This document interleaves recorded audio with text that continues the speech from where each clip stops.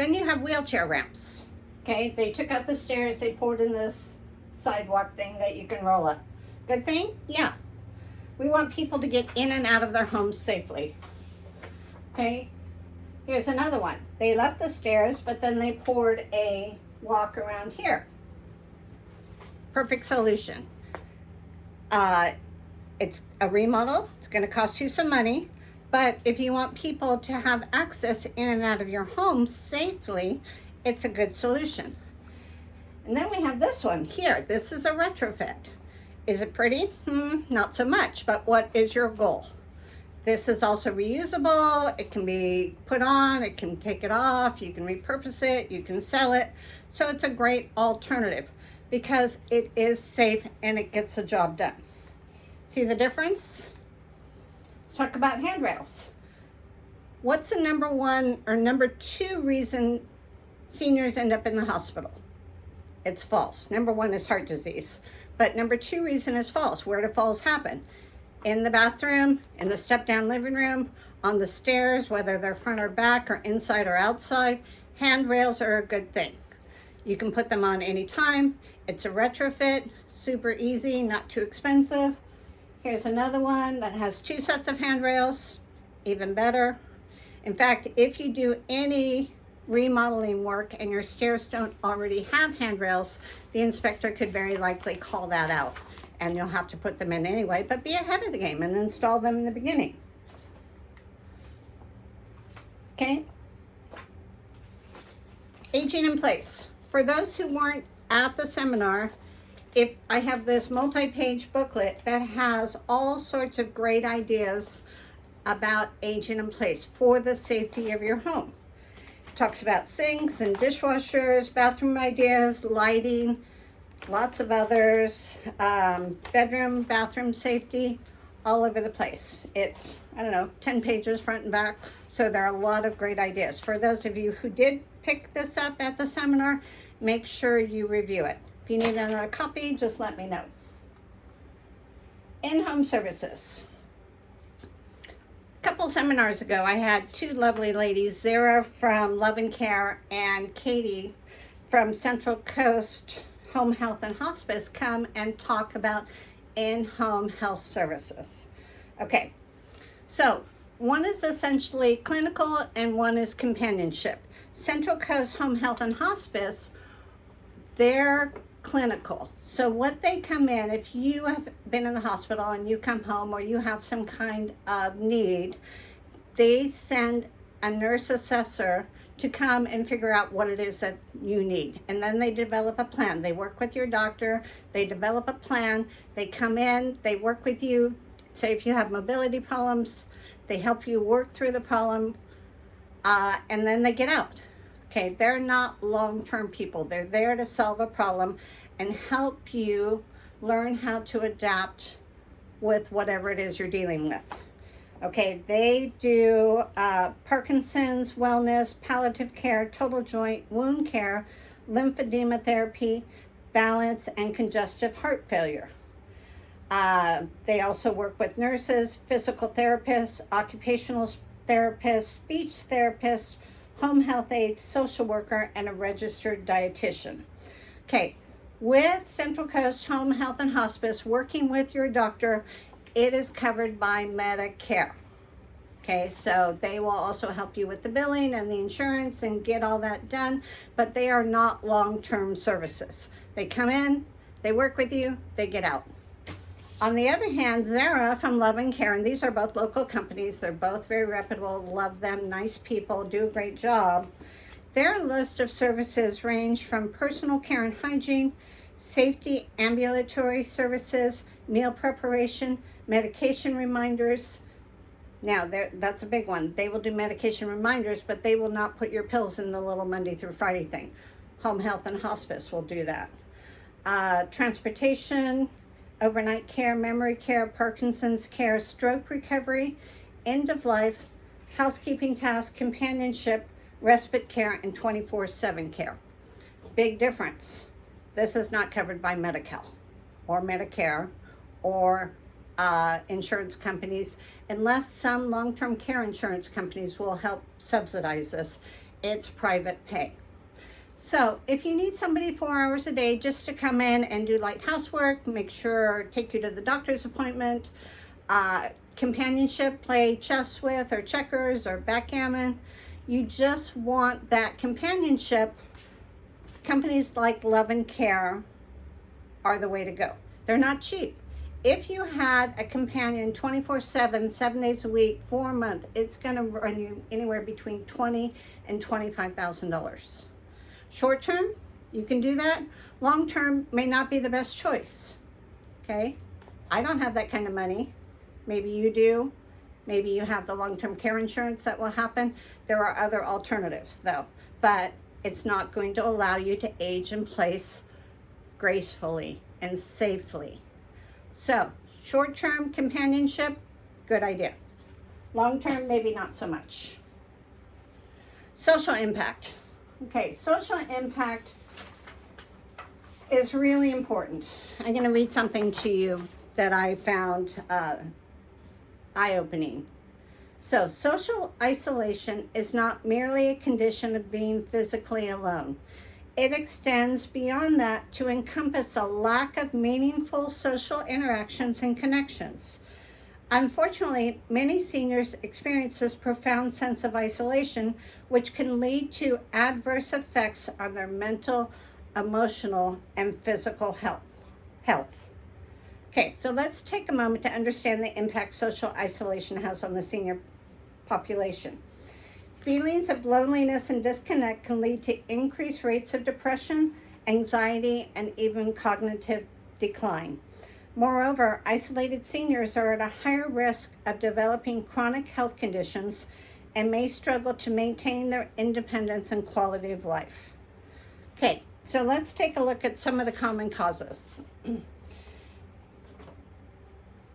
to the next one. Loss of loved ones, mobility and transportation, technology barriers, and changing social networks.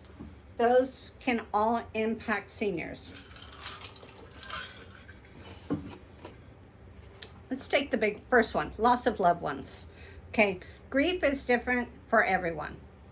There's no question about it. Nobody grieves the same. Doing a lot of research, I found an article on the 3 C's. Okay, choose, connect, and communicate. And I thought this was a really kind of new way of looking at it.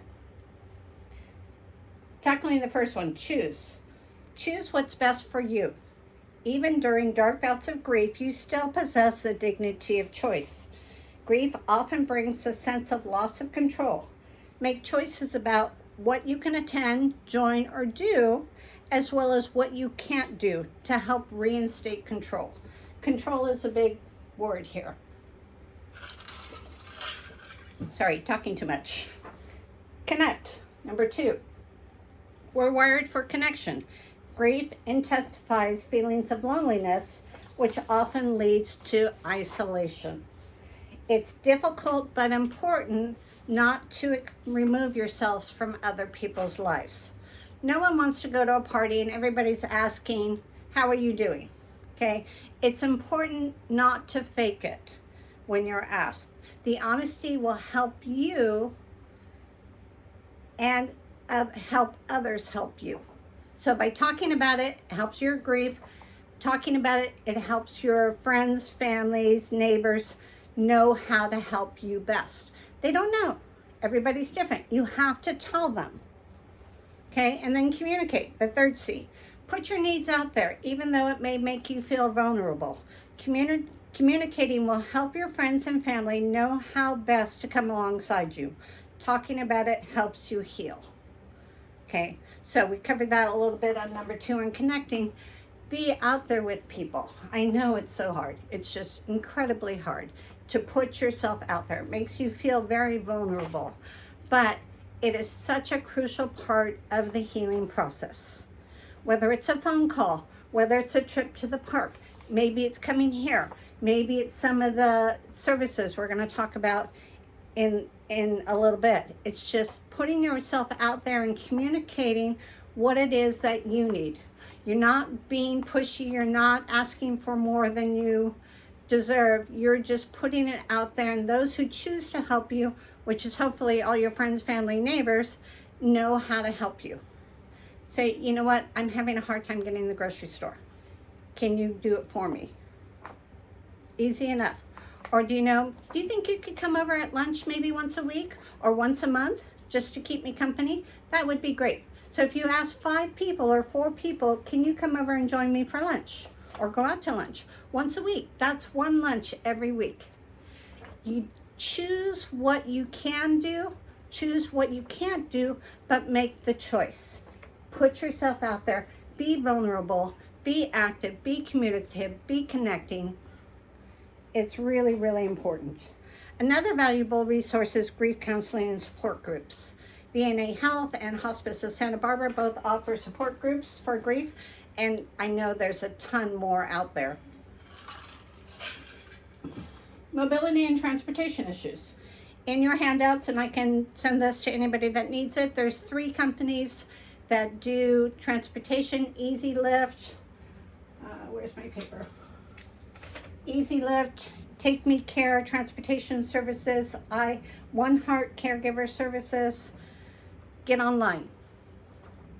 Just look up senior transportation. There's a ton of them. Some of them charge, some of them don't, but you can get out there. Also, there's Uber and Lyft, okay? If you don't know how to use Uber and Lyft, then ask your grandchildren or call me and I'll help you download the app and I'll teach you how to use it. Super easy. Taxis are a thing of the past. Using Uber and Lyft is the way to get around. Also, Instacart, okay? Who here knows about Instacart? Okay, Instacart, you go online, you make out a grocery list, they'll do the shopping for you. Okay, instead of getting up, getting dressed, getting in your car, driving to the grocery store, taking that cart around the monster grocery store, which they all seem to be these days, paying for your groceries, walking back out, putting them in your car, carrying them into the house and putting them away. Whew, I'm exhausted. Okay, Instacart, yes, it's more expensive, but it's better than not eating. You don't feel like going to the grocery store for 4 days in a row. What are you eating? Okay, is your pantry empty? It's like, yeah, I don't want to eat these 4-month-old crackers. Okay, use what resources are available to you. Ask for help. Okay,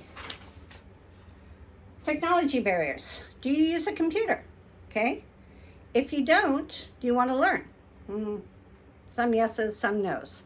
If you use a computer or you have a computer and you don't really know how to use it, there are all sorts of classes through adult education, through the Louise Lowry Center, through lynda.com. I think it's called LinkedIn Learning now. They have online computer classes. You can sit and learn at your own pace through online learning classes. It's not one-on-one interaction with people, but it's still social interaction. Another way is Masterclass.